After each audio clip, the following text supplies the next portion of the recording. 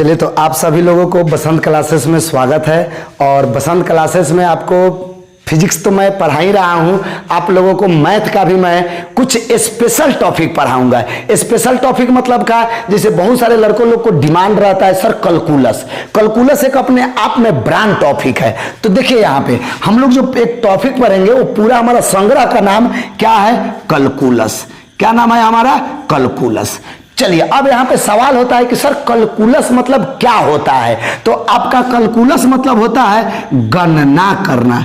क्या करना होता है? गणना करना। अब सवाल उठता है कि सर जब हम लोग गणना ऑलरेडी 5वीं 6वीं में पढ़ चुके हैं, जोड़ घटाव गुना भाग के माध्यम से, तो फिर सर हम लोग यहाँ पे कौन सी गणना पढ़ेंगे? तो उसी के बारे में आज हम लोगों को विशेष रूप से जानना है। तो हम लोग यहाँ पे मेनली गणना करने का आखिर इस मैथ में क्या मतलब हुआ, जब आखिर हम लोग जोड़ घटाव गुना भाग के द्वारा गणना करना सीख चुके हैं, तो फिर सर यहाँ पे 12th में कौन सी गणना पढ़नी है? तो सुनिए, यहाँ पे गणना, यहाँ पे हमारा जो पढ़ना है बदलती हुई राशियों की गणना पढ़ना है। किसकी गणना पढ़ना है? बदलती हुई राशियों की गणना पढ़ना है। अब यहाँ पे हमको इस कैलकुलस को समझने के लिए सबसे पहले कुछ बातों को जानना पड़ेगा। तो कुछ बात हमारा क्या है तो समझिए। सबसे पहले आपको राशि जानना पड़ेगा। क्या जानना पड़ेगा? राशि। अब देखिए यहां पे राशि मतलब क्या होता है? कोई भी चीज काउंटेबल, जो हम लोग काउंट करते हैं। तो ये राशि हमारी जो है ना मैथ में 2 प्रकार की होती है। एक तो हम लोग फिजिक्स में पढ़े हैं दिशा के आधार पर राशि। तो कौन कौन सी राशि थी? सदिश राशि और अदिश राशि। चलिए, तो यहां पे हमारा मेनली समझना है क्या? राशि जो यहां पे कितने प्रकार का होगा? हमारा मेनली 2 प्रकार का होगा। सुनिए वो 2 प्रकार का कौन कौन सा होगा। तो एक आपकी होती है चर राशि और दूसरी हमारी होती है अचर राशि। तो कौन कौन सा राशि हुआ आपका? एक हुआ आपका चर राशि और दूसरा हुआ हमारा कौन सा? अचर राशि। अब यहां पे सवाल उठता है कि सर हम लोग चर राशि किसे कहते हैं? तो सुनिए, ऐसा राशि जो समय के साथ बदलती रहे उसे हम लोग क्या कहते हैं? चर राशि कहते हैं। क्या कहते हैं? चर राशि कहते हैं। अब चर राशि का अंग्रेजी आपका क्या होता है? वेरिएबल। क्या होता है? Variable quantity. क्या होता है हमारा? Variable quantity. और इसका हमारा क्या होता है? Constant quantity. कौन सा हो जाता है हमारा? Constant quantity. अब समझिएगा, अब सवाल उठता है कि चर राशि किसे कहते हैं? तो अभी अभी आपको हम क्या बताएं?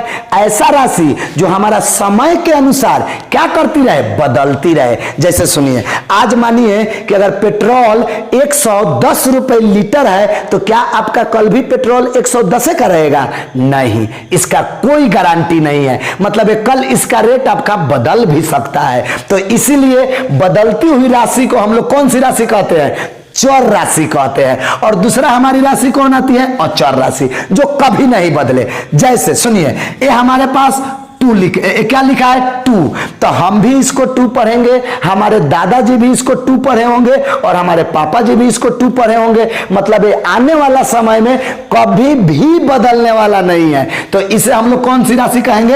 अचर राशि। यानी कि जो समय के साथ नहीं बदले उसे हम लोग कौन सी राशि कहते हैं? अचर राशि कहते हैं। अब यहां पे सवाल उठता है कि सर हम कैसे पहचानेंगे कि कौन चर राशि होता है और कौन सा हमारा अचर राशि होता है? तो सुनिए, जितना मैं आपको बता रहा हूं ना, आप उतना ही समझिए, उतना में आपका पूरा कैलकुलस हंसते खेलते समझ में आ जाएगा। जैसे आप कहीं भी जाते हैं नए इवेंट में, तो आपको पहचान कराया जाता है ना, ये इस इवेंट के डायरेक्टर हैं या ये मैनेजर है किसी कंपनी का। तो उसी प्रकार से आपको जानना पड़ेगा कि किसको हम लोग चर कहते हैं और किसको हम लोग अचर कहते हैं। तो सुनिए, छोटका एबीसीडी। छोटका एबीसीडी मतलब का स्मॉल लेटर। स्मॉल लेटर का हमारा क्या होता है? स्मॉल लेटर में कौन सा?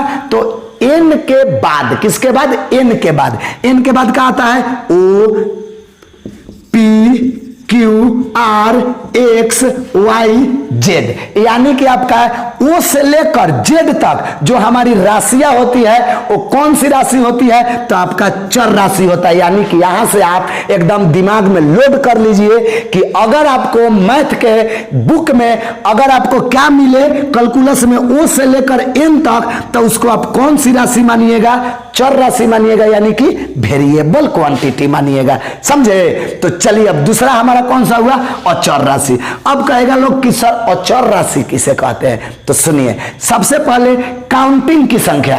काउंटिंग मतलब क्या, 1 2 3 4 5 अनंत तक जो भी आपको काउंटिंग की संख्या होती है वो सभी हमारी कौन होती है, अचर राशि होती है। और एक चीज आपको और प्रॉब्लम करेगा, काउंटिंग के साथ साथ आपको स्मॉल लेटर का ए बी सी कहां तक, एन तक भी दे देगा, तब पर भी आपको इसको क्या समझना है, अचर राशि समझना है। तो ये आपका राशि का क्या हो गया, प्रकार हो गया। ये दोनों आप पकड़ लिए तो अब समझिएगा, चर राशि का हमारा मुना फिर कितने प्रकार का हो गया, चर राशि हमारा 2 प्रकार का हो गया। 2 प्रकार कौन कौन सा, तो एक हमारी हो जाती है, एक हमारा हो जाता है स्वतंत्र चर। कौन सा, स्वतंत्र चर।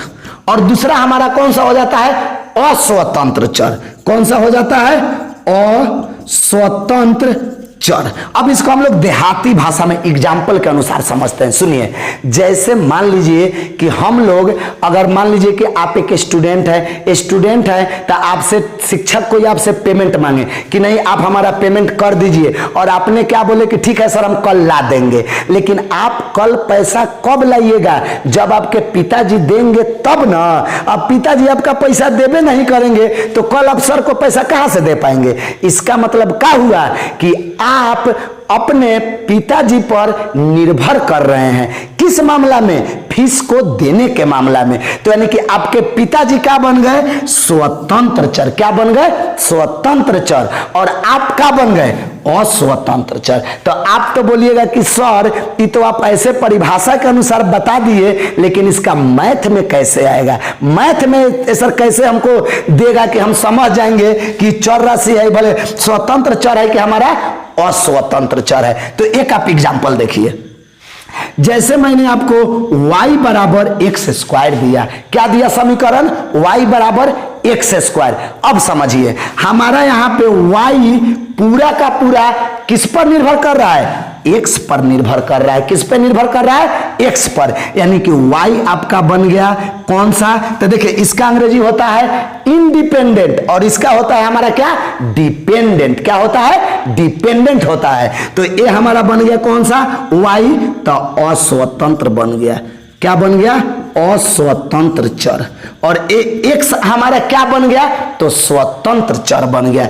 यानी कि आपका y पूरा का पूरा किस पर निर्भर कर रहा है, x पर निर्भर कर रहा है। तो मैथ में आपको अगर इस प्रकार से समीकरण दे तो एक वेरिएबल किसी अन्य वेरिएबल पर निर्भर करता है तो वो हमारा क्या कहलाएगा, तो जो निर्भर करता है वो अस्वतंत्र, और जो किसी पर निर्भर नहीं करता है उसे हम लोग स्वतंत्र चर कहते हैं। जैसे हमारा भारत जो है क्या है, स्वतंत्र है। यानी कि हम लोग किसी के भी गुलाम नहीं है, यानी कि हम लोग किसी पे निर्भर नहीं कर रहे हैं। यानी कि हमारी एक भारत एक कैसी हमारा देश है, तो एक स्वतंत्र देश है, मतलब एक किसी पे निर्भर नहीं कर रहा है। तो इसीलिए हम लोग क्या बोलेंगे, वैसा राशि जो हमारा किसी अन्य चर राशि पर निर्भर नहीं करे उसे स्वतंत्र चर, और जो किसी अन्य चर राशि पर निर्भर करे उसे हम लोग क्या बोलते हैं, अस्वतंत्र चर राशि कहते हैं। तो इतना अगर आप बात जान गए, एक बार मैं आपको